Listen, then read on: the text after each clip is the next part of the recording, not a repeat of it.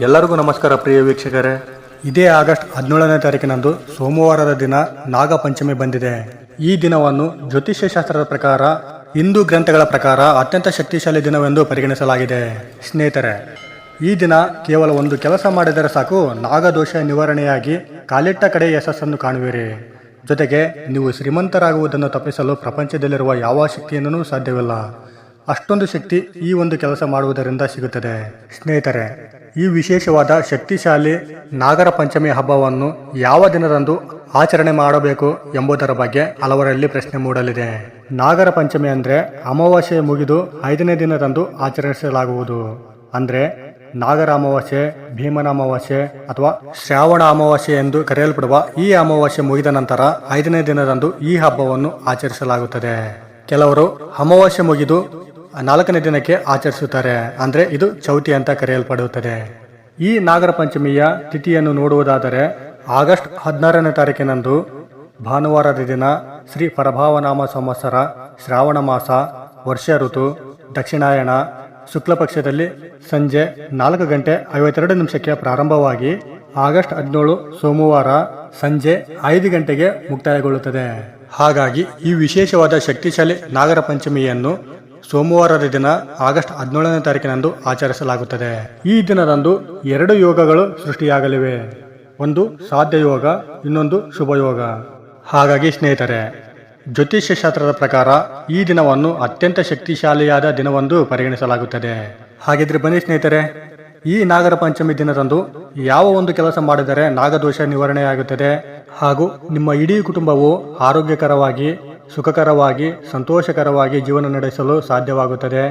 ನಾಗಪಂಚಮಿಯ ಮಹತ್ವವೇನು, ಯಾವ ಕೆಲಸ ಮಾಡಿದರೆ ನಾಗದೋಷ ಮುಕ್ತಿ, ಮಾಡುವ ಸಮಯ, ಯಾವ ತಪ್ಪು ಮಾಡಬಾರದು ಎಂಬ ಪ್ರತಿಯೊಂದು ಮಾಹಿತಿಯನ್ನು ಇಂಚಿಂಚಾಗಿ ತಿಳಿಸ್ಕೊಡ್ತೇವೆ.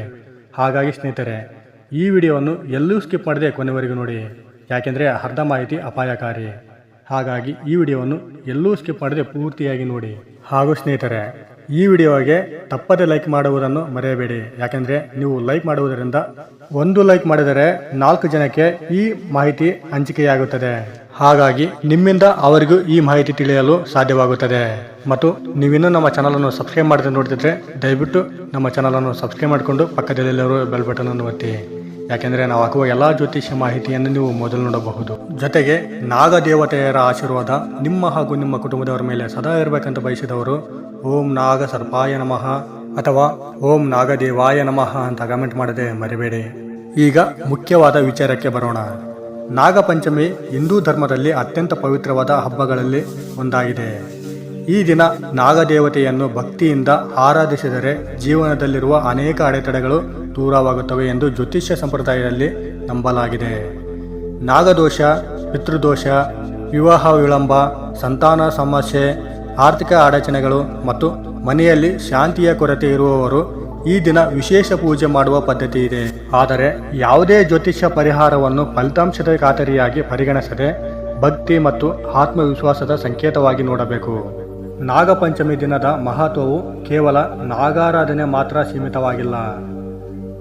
ಪ್ರಕೃತಿಯೊಂದಿಗೆ ಮಾನವನ ಸಂಬಂಧವನ್ನು ನೆನಪಿಸುವ ದಿನವೂ ಆಗಿದೆ. ನಾಗವು ಭೂಮಿಯ ಶಕ್ತಿ, ಫಲವತ್ತತೆ, ರಕ್ಷಣೆ ಮತ್ತು ಕುಂಡಲಿನಿಯ ಶಕ್ತಿಯ ಪ್ರತೀಕವಾಗಿದೆ ಎಂದು ಪುರಾಣಗಳಲ್ಲಿ ಉಲ್ಲೇಖಿಸಲಾಗಿದೆ. ಆದ್ದರಿಂದ ಈ ದಿನ ನಾಗದೇವತೆಯರಿಗೆ ಪ್ರಾರ್ಥನೆ ಸಲ್ಲಿಸಿ ಸತ್ಯನಿಷ್ಠೆ ಜೀವನ ನಡೆಸುವ ಸಂಕಲ್ಪ ಮಾಡುವುದು ಅತ್ಯಂತ ಶ್ರೇಷ್ಠವೆಂದು ಹೇಳಲಾಗುತ್ತದೆ. ಈ ದಿನ ಬೆಳಗ್ಗೆ ಸ್ನಾನ ಮಾಡಿ ಶುಭ್ರವಾದ ಬಟ್ಟೆ ಧರಿಸಿ ಮನೆಯಲ್ಲಿ ದೇವರ ಪೂಜೆ ಮಾಡಿದ ನಂತರ ಸಮೀಪದ ನಾಗದೇವರ ದೇವಸ್ಥಾನಕ್ಕೆ ಹೋಗಿ ಪೂಜೆ ಸಲ್ಲಿಸುವುದು ಉತ್ತಮ. ಸಾಧ್ಯವಾದರೆ ಅರಿಶಿನ, ಕುಂಕುಮ, ಹೂ, ಹಾಲಿನ ಬದಲು ನೀರು ಅಥವಾ ಪಂಚಾಮೃತದಿಂದ ಅಭಿಷೇಕ ಮಾಡುವ. ನೀವು ಇರುವ ಸ್ಥಳದಲ್ಲಿ ಅಲ್ಲಿನ ಪದ್ಧತಿಯನ್ನು ಪಾಲಿಸಬೇಕು. ಪರಿಸರ ಮತ್ತು ಜೀವಿಗಳ ಹಿತವನ್ನು ಗಮನದಲ್ಲಿಟ್ಟುಕೊಂಡು ನೈಜ ಹಾವುಗಳಿಗೆ ಹಾಲು ಸುರಿಯಬಾರದು. ಈ ದಿನ ಮಾಡಬೇಕಾದ ಒಂದು ಪ್ರಮುಖ ಕೆಲಸ ಎಂದರೆ ನಾಗದೇವರ ಸನ್ನಿಧಿಯಲ್ಲಿ ಭಕ್ತಿಯಿಂದ ಪ್ರಾರ್ಥನೆ ಮಾಡಿ. ಓಂ ನಮೋ ನಾಗದೇವಾಯ ಅಥವಾ ಓಂ ಸರ್ಪಾಯ ನಮಃ ಎಂಬ ಮಂತ್ರವನ್ನು 108 ಬಾರಿ ಜಪಿಸುವುದು. ಜಪದ ನಂತರ ನಿಮ್ಮ ಕುಟುಂಬ ಕ್ಷೇಮ, ಆರೋಗ್ಯ, ಐಶ್ವರ್ಯ ಹಾಗೂ ಮನಃಶಾಂತಿಗಾಗಿ ಪ್ರಾರ್ಥನೆ ಮಾಡಿ. ಜ್ಯೋತಿಷ ಸಂಪ್ರದಾಯದ ಪ್ರಕಾರ ಇದು ನಾಗದೋಷ ಶಾಂತಿಗಾಗಿ ಮಾಡುವ ಭಕ್ತಿಯ ಆಚರಣೆಗಳಲ್ಲಿ ಒಂದಾಗಿದೆ. ಮಂತ್ರ ಜಪದ ನಂತರ ಒಂದು ಸಣ್ಣ ದೀಪ ಹಚ್ಚಿ ಸಾಧ್ಯವಾದರೆ ಬಡವರಿಗೆ ಅನ್ನದಾನ ಅಥವಾ ಪಕ್ಷಿ ಪ್ರಾಣಿಗಳಿಗೆ ಆಹಾರ ನೀಡುವ ಸಂಕಲ್ಪ ಮಾಡುವುದು ಉತ್ತಮ. ದಾನ ಮತ್ತು ಕರುಣೆ ಯಾವುದೇ ಪೂಜೆಯ ಶ್ರೇಷ್ಠ ಭಾಗವೆಂದು ಧರ್ಮಗ್ರಂಥಗಳು ಹೇಳುತ್ತವೆ. ನಾಗಪಂಚಮಿ ದಿನ ಕೋಪ, ಸುಳ್ಳು, ಜಗಳ, ಅಪಶಬ್ದ ಮತ್ತು ಜೀವಹಿಂಸೆಯನ್ನು ಸಂಪೂರ್ಣವಾಗಿ ದೂರವಿಡಬೇಕು. ಈ ದಿನ ಭೂಮಿಯನ್ನು ಅಗೆಯುವುದು, ಮರಗಳನ್ನು ಅನವಶ್ಯಕವಾಗಿ ಕಡಿಯುವುದು ಅಥವಾ ಪ್ರಕೃತಿಗೆ ಹಾನಿಯಾಗುವ ಕೆಲಸಗಳನ್ನು ಮಾಡದಿರುವುದು ಉತ್ತಮವೆಂದು ಸಂಪ್ರದಾಯ ಹೇಳುತ್ತದೆ. ಈ ರೀತಿಯಾಗಿ ಭಕ್ತಿ, ಪ್ರಾರ್ಥನೆ, ಮಂತ್ರಜಪ ಮತ್ತು ಸತ್ಕಾರ್ಯಗಳೊಂದಿಗೆ ನಾಗಪಂಚಮಿಯನ್ನು ಆಚರಿಸಿದರೆ ಮನಸ್ಸಿಗೆ ಶಾಂತಿ, ಆತ್ಮವಿಶ್ವಾಸ ಮತ್ತು ಸಕಾರಾತ್ಮಕ ಚಿಂತನೆಗೆ ಬೆಳೆಯುತ್ತದೆ ಎಂದು ನಂಬಲಾಗಿದೆ. ಮತ್ತು ನಾಗದೋಷ ಶಾಂತಿಗಾಗಿ ಯಾವ ಸಮಯದಲ್ಲಿ ಈ ಪೂಜೆಯನ್ನು ಮಾಡುವುದು ಉತ್ತಮ ಹಾಗೂ ಅದರ ಬಗ್ಗೆ ಇನ್ನಷ್ಟು ವಿವರಗಳನ್ನು ತಿಳಿದುಕೊಳ್ಳೋಣ ಬನ್ನಿ ಸ್ನೇಹಿತರೆ. ನಾಗದೋಷ ಶಾಂತಿಗಾಗಿ ಯಾವ ಸಮಯದಲ್ಲಿ ಪೂಜೆ ಮಾಡುವುದು ಉತ್ತಮ? ಜ್ಯೋತಿಷ್ಯ ಸಂಪ್ರದಾಯದ ಪ್ರಕಾರ ನಾಗಪಂಚಮಿ ದಿನ ಬೆಳಗ್ಗೆ ಬ್ರಹ್ಮ ಮುಹೂರ್ತದಿಂದ ಮಧ್ಯಾಹ್ನ ಪೂಜೆ ಸಮಯದವರೆಗೆ ನಾಗದೇವರ ಆರಾಧನೆ ಮಾಡುವುದು ಶುಭವೆಂದು ಪರಿಗಣಿಸಲಾಗುತ್ತದೆ. ನಿಮ್ಮ ಪ್ರದೇಶದ ಪಂಚಾಂಗದಲ್ಲಿ ಸೂಚಿಸಿರುವ ಶುಭ ಮುಹೂರ್ತವನ್ನು ಅನುಸರಿಸುವುದು ಅತ್ಯುತ್ತಮ. ಸಮಯಕ್ಕಿಂತ ಮುಖ್ಯವಾದದ್ದು ಮನಸ್ಸಿನ ಶುದ್ಧತೆ ಮತ್ತು ಭಕ್ತಿ. ಶ್ರದ್ಧೆಯಿಂದ ಮಾಡಿದ ಪ್ರಾರ್ಥನೆಯೇ ಪೂಜೆಯ ನಿಜವಾದ ಫಲವನ್ನು ನೀಡುತ್ತದೆ ಎಂದು ಧಾರ್ಮಿಕ ಗ್ರಂಥಗಳು ತಿಳಿಸುತ್ತವೆ. ಪೂಜೆ ಆರಂಭಿಸುವ ಮೊದಲು ಒಂದು ಸಣ್ಣ ಸಂಕಲ್ಪ ಮಾಡಬಹುದು. ನಮ್ಮ ಕುಟುಂಬದ ಆರೋಗ್ಯ, ಐಶ್ವರ್ಯ, ಮನಃಶಾಂತಿ, ಸಂತಾನ ಸುಖ, ವಿದ್ಯೆ, ಉದ್ಯೋಗ ಮತ್ತು ಜೀವನದ ಅಡೆತಡೆಗಳು ದೂರವಾಗಲಿ. ತಿಳಿದು ತಿಳಿಯದೆ ಮಾಡಿದ ತಪ್ಪುಗಳಿಗೆ ಕ್ಷಮೆ ದೊರಕಲಿ. ಸತ್ಯ, ಧರ್ಮ ಮತ್ತು ದಯೆಯ ಮಾರ್ಗದಲ್ಲಿ ನಡೆಯುವ ಶಕ್ತಿಯನ್ನು ನಾಗದೇವರು ಕರುಣಿಸಲಿ ಎಂದು ಪ್ರಾರ್ಥಿಸಬಹುದು. ನಾಗದೇವರ ಚಿತ್ರ ಅಥವಾ ವಿಗ್ರಹದ ಮುಂದೆ ಅರಿಶಿನ ಕುಂಕುಮ, ಬಿಳಿ ಹೂವು ಅಥವಾ ಸುಗಂಧ ಹೂಗಳನ್ನು ಅರ್ಪಿಸಿ ದೀಪ ಹಚ್ಚಿ ಮಂತ್ರ ಜಪ ಮಾಡಬಹುದು. ಓಂ ನಮೋ ನಾಗದೇವಾಯ, ಓಂ ಅನಂತಾಯ ನಮಃ, ಓಂ ವಾಸುಕಿಯೇ ನಮಃ ಮೊದಲಾದ ಮಂತ್ರಗಳನ್ನು ಭಕ್ತಿಯಿಂದ ಜಪಿಸುವ ಪದ್ಧತಿ ಇದೆ. ಮಂತ್ರಗಳ ಸಂಖ್ಯೆಗಿಂತ ಭಕ್ತಿಯೇ ಮುಖ್ಯ ಎಂಬುದನ್ನು ನೆನಪಿಡಿ. ಜಪದ ನಂತರ ಕೆಲವು ಕ್ಷಣ ಧ್ಯಾನ ಮಾಡಿ. ನಿಮ್ಮ ಮನಸ್ಸಿನಲ್ಲಿ ಇರುವ ಭಯ, ಆತಂಕ, ಅಸೂಯೆ, ದ್ವೇಷ ಮತ್ತು ನಕಾರಾತ್ಮಕ ಭಾವನೆಗಳನ್ನು ಬಿಟ್ಟು ಬಿಡುವ ಸಂಕಲ್ಪ ಮಾಡುವುದು ಈ ದಿನದ ಆಧ್ಯಾತ್ಮಿಕ ಸಾಧನೆಯ ಒಂದು ಭಾಗವಾಗಬಹುದು. ಮನಸ್ಸು ಶಾಂತಿಯಾದಾಗ ಉತ್ತಮ ನಿರ್ಧಾರಗಳನ್ನು ತೆಗೆದುಕೊಳ್ಳುವ ಶಕ್ತಿ ಹೆಚ್ಚಾಗುತ್ತದೆ. ಅದೇ ಯಶಸ್ಸಿನ ದಾರಿಯನ್ನು ಸುಗಮಗೊಳಿಸುತ್ತದೆ. ನಾಗಪಂಚಮಿ ದಿನ ಒಂದು ಉತ್ತಮ ಕಾರ್ಯವನ್ನು ಮಾಡುವ ಅತ್ಯಂತ ಶ್ರೇಷ್ಠ. ಬಡವರಿಗೆ ಅನ್ನದಾನ, ಗೋಸೇವೆ, ಪಕ್ಷಿಗಳಿಗೆ ನೀರು ಮತ್ತು ಆಹಾರ, ಗಿಡ ನೆಡುವುದು ಅಥವಾ ದೇವಸ್ಥಾನದಲ್ಲಿ ಸೇವೆ ಮಾಡುವುದು ಪುಣ್ಯಕರವೆಂದು ಹೇಳಲಾಗುತ್ತದೆ. ಈ ರೀತಿಯ ಸತ್ಕಾರ್ಯಗಳು ಸಮಾಜಕ್ಕೂ ಪ್ರಕೃತಿಗೂ ಒಳಿತನ್ನು ಉಂಟು ಮಾಡುತ್ತವೆ. ಈ ದಿನ ನಾಗದೋಷ ನಿವಾರಣೆಯ ಹೆಸರಿನಲ್ಲಿ ಯಾವುದೇ ಅಂಧನಂಬಿಕೆ, ಜೀವಹಿಂಸೆ ಅಥವಾ ಹಣಕ್ಕಾಗಿ ಭಯ ಹುಟ್ಟಿಸುವವರ ಮಾತುಗಳನ್ನು ನಂಬಬಾರದು. ನೈಜ ಹಾವುಗಳನ್ನು ಹಿಡಿಯುವುದು, ಕಾಡು ಜೀವಿಗಳಿಗೆ ತೊಂದರೆ ಕೊಡುವುದು ಅಥವಾ ಅಪಾಯಕಾರಿಯಾದ ಆಚರಣೆಗಳನ್ನು ಮಾಡುವುದು ಧರ್ಮವೂ ಅಲ್ಲ, ಕಾನೂನೂ ಅಲ್ಲ. ನಾಗಾರಾಧನೆ ಎಂದರೆ ಪ್ರಕೃತಿಯ ರಕ್ಷಣೆ ಮತ್ತು ಎಲ್ಲ ಜೀವಿಗಳ ಮೇಲಿನ ಕರುಣೆಯ ಸಂಕೇತ ಎಂಬುದನ್ನು ಮರೆಯಬಾರದು. ನಿಮ್ಮ ಮನೆಯಲ್ಲಿ ಹಿರಿಯರ ಆಶೀರ್ವಾದ ಪಡೆದು ಕುಟುಂಬದವರೊಂದಿಗೆ ಸೇರಿ ಪ್ರಾರ್ಥನೆ ಮಾಡಿದರೆ ಪರಸ್ಪರ ಪ್ರೀತಿ ಮತ್ತು ಏಕತೆ ಹೆಚ್ಚುತ್ತದೆ. ಕುಟುಂಬದ ಸೌಹಾರ್ದತೆಯು ಜೀವನದ ದೊಡ್ಡ ಐಶ್ವರ್ಯ ಎಂದು ನಮ್ಮ ಸಂಪ್ರದಾಯ ಹೇಳುತ್ತವೆ.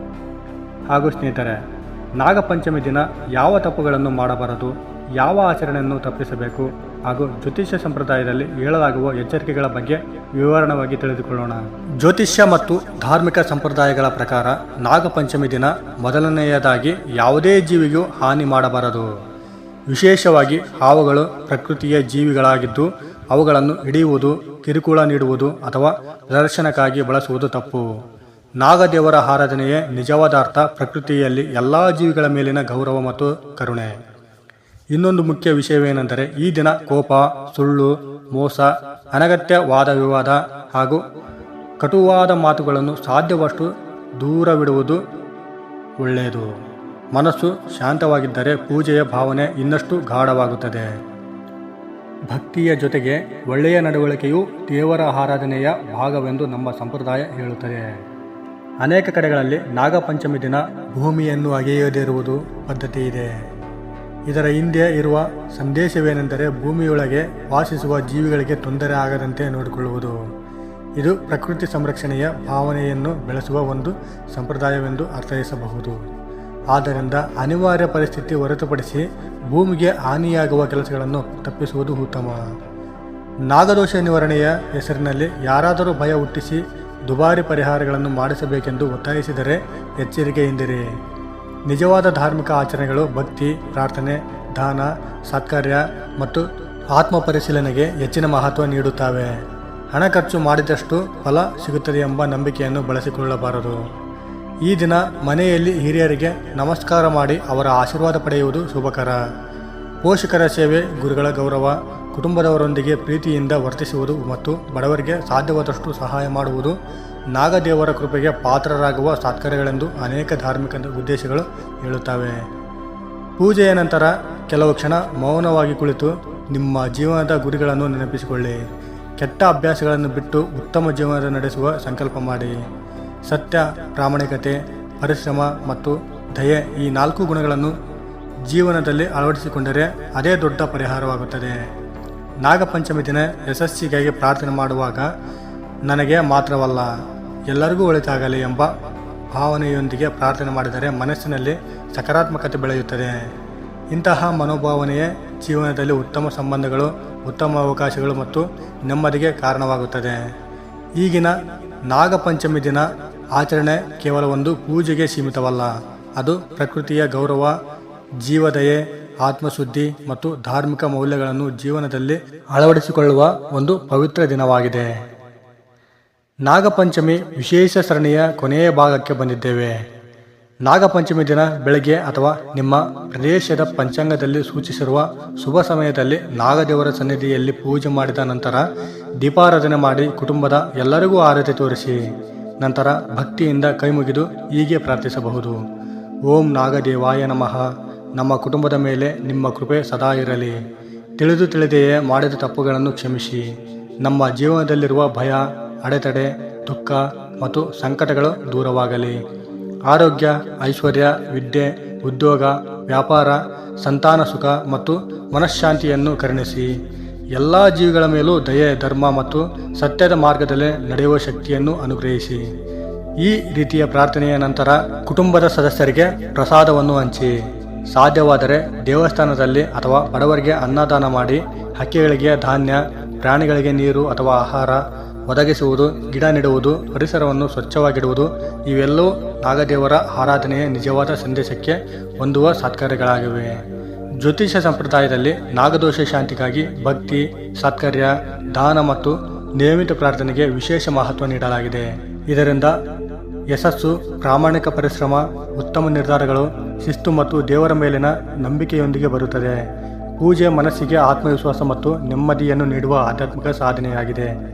ನಾಗಪಂಚಮಿ ದಿನ ಒಂದು ಸಂಕಲ್ಪ ಮಾಡಿಕೊಳ್ಳಿ: ಸುಳ್ಳು ಮಾತನಾಡುವುದಿಲ್ಲ, ಯಾರಿಗೂ ಅನ್ಯಾಯ ಮಾಡುವುದಿಲ್ಲ, ಪ್ರಕೃತಿಯನ್ನು ಸುರಕ್ಷಿಸುತ್ತೇನೆ, ಎಲ್ಲ ಜೀವಿಗಳನ್ನು ಗೌರವಿಸುತ್ತೇನೆ ಮತ್ತು ನನ್ನ ಪರಿಶ್ರಮವನ್ನು ಎಂದಿಗೂ ಬಿಡುವುದಿಲ್ಲ. ಇಂತಹ ಸಂಕಲ್ಪವೇ ಜೀವನದಲ್ಲಿ ಉತ್ತಮ ದಿಕ್ಕಿನತ್ತ ಕೊಂಡೊಯ್ಯುತ್ತದೆ. ಈ ದಿನ ಮನೆಯ ಹಿರಿಯರ ಆಶೀರ್ವಾದ ಪಡೆಯುವುದನ್ನು ಮರೆಯಬೇಡಿ. ಅವರ ಅನುಭವ ಮತ್ತು ಆಶೀರ್ವಾದ ಜೀವನದ ದೊಡ್ಡ ಸಂಪತ್ತು. ಕೊನೆಯದಾಗಿ ಸ್ನೇಹಿತರೆ, ನಾಗಪಂಚಮಿ ನಮಗೆ ಭಯದ ಹಬ್ಬವಲ್ಲ, ಭಕ್ತಿಯ ಹಬ್ಬ. ಇದು ಅಂಧನಂಬಿಕೆಯ ದಿನವಲ್ಲ. ಪ್ರಕೃತಿ, ಜೀವದಯೆ ಮತ್ತು ಧರ್ಮದ ಮೌಲ್ಯಗಳನ್ನು ನೆನಪಿಸಿಕೊಳ್ಳುವ ಪವಿತ್ರ ದಿನ. ನಾಗದೇವರ ಕೃಪೆ ಎಲ್ಲರ ಮೇಲೂ ಇರಲಿ. ನಿಮ್ಮ ಮನೆಗಳಲ್ಲಿ ಸುಖ, ಶಾಂತಿ, ಆರೋಗ್ಯ ಮತ್ತು ಸಮೃದ್ಧಿ ನೆಲೆಸಲಿ ಎಂಬುದು ನಮ್ಮ ಹಾರೈಕೆ. ಈ ಮಾಹಿತಿ ನಿಮಗೆ ಉಪಯುಕ್ತ ಎನಿಸಿದರೆ ನಿಮ್ಮ ಕುಟುಂಬದವರು ಮತ್ತು ಸ್ನೇಹಿತರೊಂದಿಗೆ ಹಂಚಿಕೊಳ್ಳಿ. ಭಕ್ತಿ, ಸತ್ಕಾರ್ಯ ಮತ್ತು ಸಕಾರಾತ್ಮಕ ಚಿಂತನೆಯೊಂದಿಗೆ ನಾಗಪಂಚಮಿಯನ್ನು ಆಚರಿಸಿ. ನಾಗದೇವತೆಯರ ಆಶೀರ್ವಾದ ನಿಮ್ಮ ಹಾಗೂ ನಿಮ್ಮ ಕುಟುಂಬದವರ ಮೇಲೆ ಸದಾ ಇರಲಿ. ಶುಭವಾಗಲಿ. ನೋಡಿದ್ರಲ್ಲ ಸ್ನೇಹಿತರೆ, ಈ ಮಾಹಿತಿ ನಿಮಗೆ ಇಷ್ಟ ಆಗಿದೆ ಅಂತ ಅಂದ್ಕೊಂಡಿದ್ದೀವಿ. ಇಷ್ಟ ಆಗಿದ್ರೆ ದಯವಿಟ್ಟು ಈ ವಿಡಿಯೋಗೆ ಒಂದು ಲೈಕ್ ಕೊಡಿ. ಸಾಧ್ಯವಾದರೆ ಈ ವಿಡಿಯೋವನ್ನು ನಿಮ್ಮ ಫ್ರೆಂಡ್ಸ್, ಫ್ಯಾಮಿಲಿ ಹಾಗೂ ಗ್ರೂಪ್ಗಳಿಗೆ ಶೇರ್ ಮಾಡಿ. ನೀವು ಶೇರ್ ಮಾಡುವುದರಿಂದ ನಿಮ್ಮಿಂದ ಅವರಿಗೂ ಉಪಯೋಗ ಆಗುತ್ತೆ. ಇನ್ನೂ ಹೆಚ್ಚಿನ ಜ್ಯೋತಿಷ್ಯ ಮಾಹಿತಿಗಾಗಿ ನಮ್ಮ ಶಿವಶಕ್ತಿ ಕನ್ನಡ ಚಾನಲನ್ನು ಸಬ್ಸ್ಕ್ರೈಬ್ ಮಾಡಿಕೊಂಡು ಸಪೋರ್ಟ್ ಮಾಡಿ.